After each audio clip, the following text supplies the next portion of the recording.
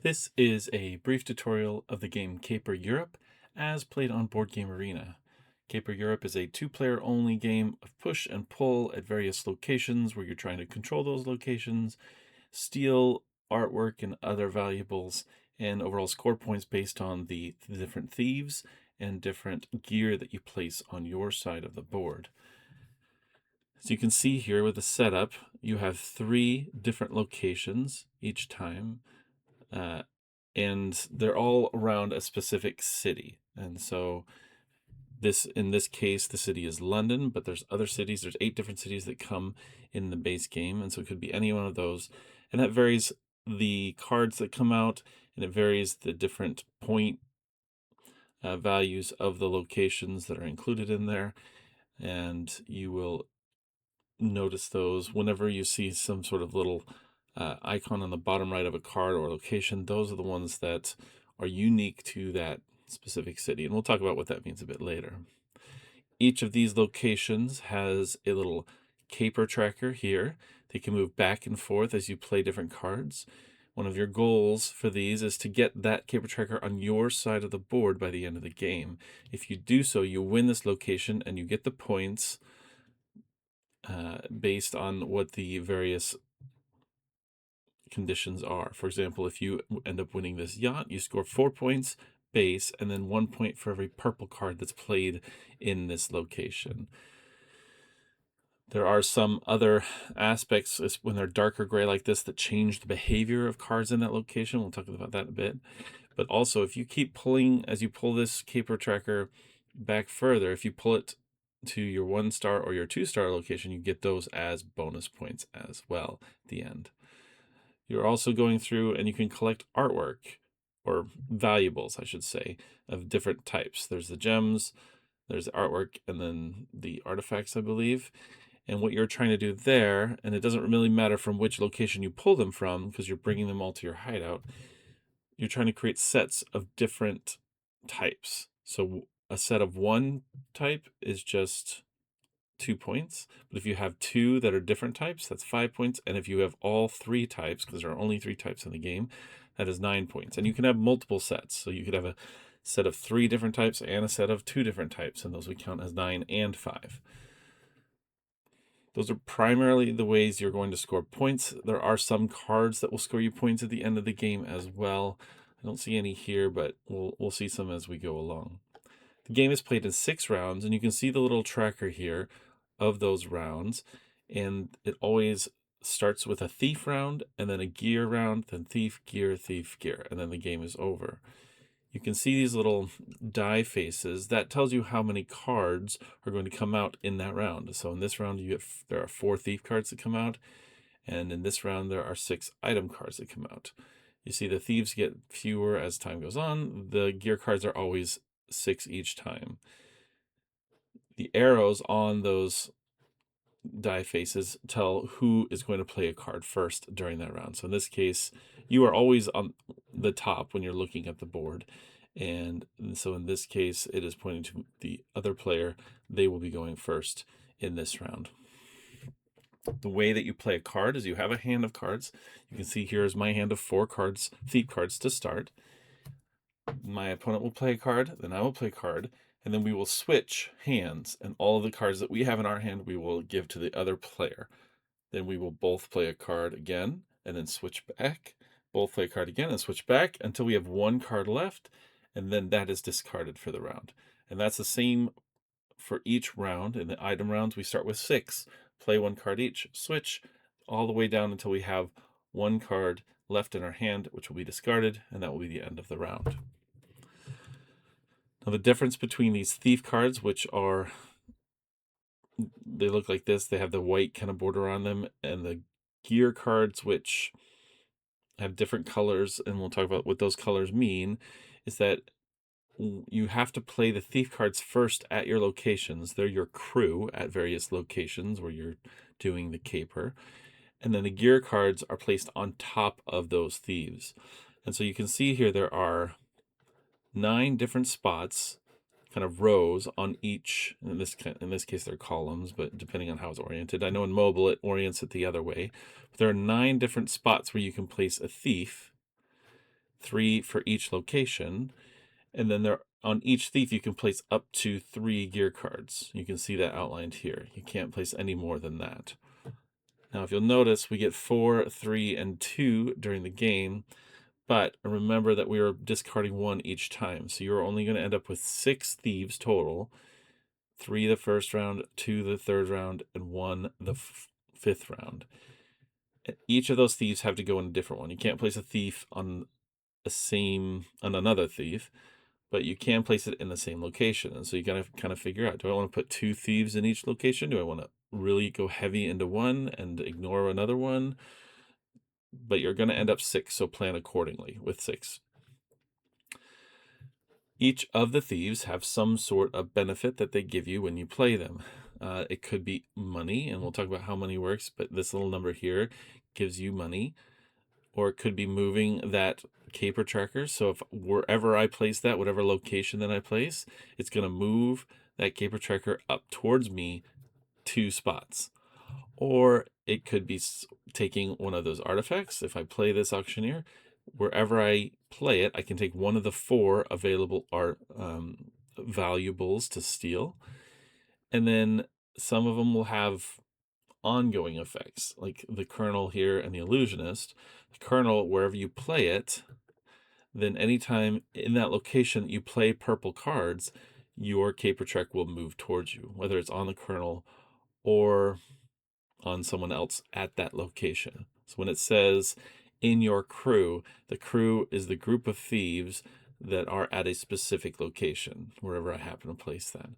This one has a combination. You move the tracker once immediately when you play it, and then anytime a red card is played in that location, then on your side, then you move it again.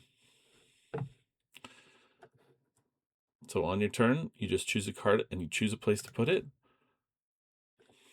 This player put this card here, and this one gives them points at the end of the game. So that's another thing that thieves can do.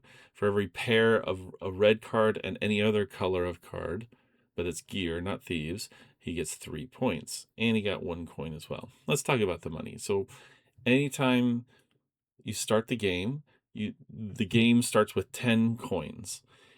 And coins are typically used to buy gear cards. There are some gear cards that give you money, and there are thieves that give you money. But this money is limited. There are only 10 coins in the game. Once those 10 coins are out and you need more coins, well, it depends on where things stand. So let's say there are no more coins. I play a card that gives me 2 coins. I have 2 coins currently, and my opponent has 8 coins. Because I am lower than them in the number of coins that I have, I will steal the coins from them. So then they would go down 2 to 6, and I would go up to 4. Let's say we were at 4 and 6, and I earned 2 coins. Well, I would steal the first one, but then I would be at the same level at them, and I would not get the second one. As soon as you hit that even number, or if you're above them, you do not get to steal their coins, even if there are none available in the pile itself. There are certain cards too that can remove coins from the whole game, and so now instead of working with 10 coins between us, we're working with 9 or 8. And in fact, I think London is one of those cities that has some of those cards in them that will remove coins from the game. So my opponent played this card at this location, got a coin, and now he has some end scoring points there. I decide to play this card here, which doesn't do anything to the tracker currently, but anytime I play a purple card on that, on him or any other thief in this yacht location, it will move my caper tracker towards me. Now I have 3 new cards. These were the cards that my opponent didn't pick. It's always important to remember that, because now I know all of the cards my opponent has, and I know the cards that I will get next round. At least which 2 out of the 3 that I'll get next round. And so here we can see this one pulls it 3 spots. This one gives a coin and does any yellow cards. This one pulls it a spot and gives you a stolen good. This is going to continue playing back and forth. You can see the player, my opponent played this auctioneer, which gave them a coin and a stolen good. They chose which one they wanted, and I can see what they have. Go back and forth. I'll play mine. So I have one in each. I'll have one in each location currently, and they'll have, they didn't put any thieves in that location, which is fine. They're ignoring that location for now. Notice I am winning all these locations, but that may not last or may not be worth it if they're building up some like end game scoring with stolen goods or some other way that they're going to get those options more and get more points than I would. So now we played all of our thieves. We each have one in the discard pile. You can look at the discard pile of either player just so you know. And there are some cards that give you points for things in your discard pile. But now we go on to the gear cards. And in fact, I already played one of my gear cards here. But you can see these are what the gear cards look like. They come in various colors and they do various things. This usually the purple cards will move the caper track, and I happen to have this one too that kind of helps that along. So I played this purple card that just moves it by itself, but also because it's a purple card on this, I moved it twice, and that's why I moved up here with this simple disguise card. I currently have only one coin, so there's not really any of these other cards that I can play. Though, if you do not have enough money and everything to pay for anything that's available to you, you can always get rid of a card for one coin. It will give you one coin. It gets rid of that card. It discards it to your pile, and you no longer have it. All right, so let's talk about a few of these others. Typically, the green cards will give you stolen goods. This one costs 2 and just gives you a stolen good from that location of any type. This one costs 3, moves the caper and gives you a stolen good. And then we have these red cards. These are burn cards. And what these do is they burn the gear of another player. They cost 2 here. And basically, I can't really play a burn card right now because they don't have any gear. But if they had gear, I could play this and it would destroy one of the gear cards on one of the thieves. A couple things to note about the burn cards. First, you can only destroy the top most visible gear card. So if you've covered it up with another gear, you cannot choose the one that's been covered up. And second, it undoes any of the actions of that burnt card. So if that burnt card gave me 2 money, I have to give the money back. If it moved the caper token, I have to move the caper token back as soon as that card is burned. So it's something to watch out for. I actually do get burned here when we swap cards. You can see here are some of the other cards that are played. Types of cards. This yellow card is usually giving you money, and this one actually gives you a point at the end of the game. That star, that's what that means. I end up playing this because I'm desperately in need of money here. But then they play a burn card here and get rid of that money, and so I then am back to 1 and have to get it. So that was pretty tough. And they had already played on their first turn, they'd played that 4 coin one. So they're doing just fine. And I am really hurting for money. I can't. And so I am unable to play any of these cards because I only have 1. And so I have to end up discarding 1 for a coin. I didn't mention this card here. Whenever you see this dark green border, those are usually city specific cards. You can also tell from the bottom left that little symbol there. So if you ever need to reference a city card specifically, so like here you get to move the caper track whenever you play a London gear card, which means a city specific one. It's that dark green color, and you see the dark green and the thing here. This one just happens to be taking a coin from the supply into your hideout, meaning taking it out of its circulation. We talked about that a bit. And then you get a point at the end for each coin that you end up having in your hideout. And you can see these are laundered coins. You can see them here in the in your player area there. So we're just going to go back and forth continually until we're through all of the rounds, and you'll see kind of what the end of scoring looks like. Let's jump ahead. Okay, here we are at the almost end of the game. We each have 1 more gear card that we can play. We'll discard the last one, and then we'll be done with the game.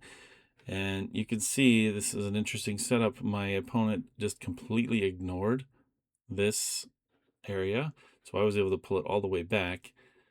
However, I then kind of got hosed on some of these other ones. For example, here, I ended up filling up these 2 thief spots, so I can't play any more gear here. We're at this even mark, and they're going to eventually win this location as well, because they had just had more room to put thieves. I just can't put any more gear in this area because I don't have a thief that has room for it. And I was trying to kind of play with the yellow over here because there's a lot of yellow stuff there. You get extra coins for this location, but then they just played all of these purple cards that pulled the caper tracker over. So they ended up winning 2 locations, and I only won the one, even though I completely dominated it and they didn't even try. They were able to focus on both of these, win them both, and get a bunch of points along the way. So, like this one here, I can't even play it in this middle, whereas which is where I would want to play it, because I don't have room for it. I also don't have money, so I can't play this one, which might have been nice to give me some extra points based on the number of coins that I have. But so you kind of, yeah, it's important to watch your money, watch these tokens, watch the room that you have in the locations, because you could end up kind of in a bad place by the end of the game. This does show your score live, so you can kind of track how things are going. It is close, but I can't really do anything to help me on this turn, and they end up playing a card that gets them the win in this one, which jumps there. You can see which jumps there. Let's see. I thought they ended up. Oh, I guess they didn't. They didn't end up winning this, so nobody won this one. But they ended up playing some cards that really gave them extra points for the various cards that they have, and they won in that way. And so you can see that nobody won this middle location because it's in this middle spot. I won this with 2 extra points. They won this side, which means they get points for all of the yellow cards in this whole location, not just theirs, which was an extra 5 points, which was big. I was hoping to win this because it gives you a point for just every gear at that location, which would have been like 8, 11, 14 points there, which would have made the difference if I could have just brought it over. So it's a tight game, and you can set it up to where it comes down to that very last card. And if you don't plan ahead, I kind of got greedy and I took this one here because there was only one of these left, and I knew they needed one to complete their sets. But then that filled up my spot. I ended up losing because of it. So I could have let that go and probably won the game by pulling this once over. Anyway, that is Caper Europe. I hope this was helpful. Thanks.